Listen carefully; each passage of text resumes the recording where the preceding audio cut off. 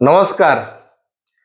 किछ दिन पूर्वर सांसद भितर देशर गृहमंत्री जे सांविधानिक पदर अच्छा अमित शाह आम देशर त्राणकर्ता जहाँ आम स्वाधीन भारत रे मुंड टेकी चली पारुची समस्त समान अधिकार देइछन्ति। गरीब ठू नहीं धनी पर्यंत, चाषी ठू नहीं महिला पर्यंत, छात्र युवा पर्यंत समस्त समान अधिकार मिलुची देश रे।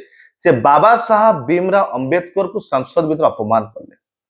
दावी करागला यदि भूल करिच अपमान करिच क्षमा प्रार्थना करते एवं पद इस्तीफा दियंतु। ए घटना को घंट घोड़िया ए मुद्दा को भड़कैया जे देशर सांसद अपोजिशन लीडर राहुल गांधी को संसद भीतर न जावाई चक्रांत कराला, अटकागला। निज भितर बिड़ाबिड़ी पड़ी आहत कही उड़ीसार बालेश्वर सांसद प्रताप षडंगी को नेकी हॉस्पिटल रखा जाए। आज जाए किंतु ताको मेडिकल रिपोर्ट को सार्वजनिक करा जाउ नाही कि सीसीटीवी फुटेज को सार्वजनिक करा जाउ नाही। सारा देश सारा चर्चा हो घटना को नहीं, किंतु ताको मेडिकल रिपोर्ट की फुटेज सार्वजनिक करा जाउ नाही। कि जहाँ देखीचु आम वीडियो फोटो देखा पाउचु सेमित किता आघात देखा जाउ नाही कि केबे पट्टी बांधिक रोचन के पट्टी खोलिक रोचन। बीजेपी इतिहास अच्छी निज स्वार्थ पाई बलिदान दे निज लोक बलिदान दे देवार।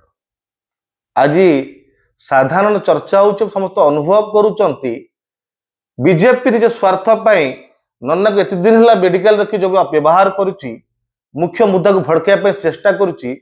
एमती न हो जाऊ नन्ना को भूल इंजेक्शन देकी प्राण नहीं जातु बीजेपी, कारण ताकू दरकार निज बचाई। आज आम चिंता प्रकट करुचु जो ओडिया हिसाब रे आम चिंता प्रकट करुचु निज स्वार्थ में नन्ना को बलिदान न दिंतु बीजेपी। नन्ना को अनुरोध आप गाँव को चली आसतु, गाँव में रुहतु। आप जो ड्रामा कले ये ड्रामा टिके बंद करूँ, कारण आप इतिहास अच्छे ड्रामा कर। आप बिना वीडियो के पोखर गाधाती ना कि पूजा करती बिना वीडियो अभिनय आम देखीचु। आगु ग्रामस्टैंड घटना छोट छोट पिला गाड़ी सहित तार हत्या अभियोग भी आपण नारे अच्छी, सी भी ड्रामा आम देखीचु।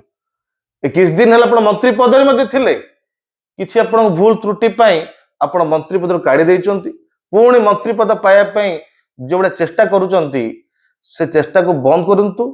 अनुरोध आपण गोटे आपण जड़े भगवान विश्वासी, आपण ठाकुर विश्वासी, आपण एसबू ड्रामा बंद करंतु।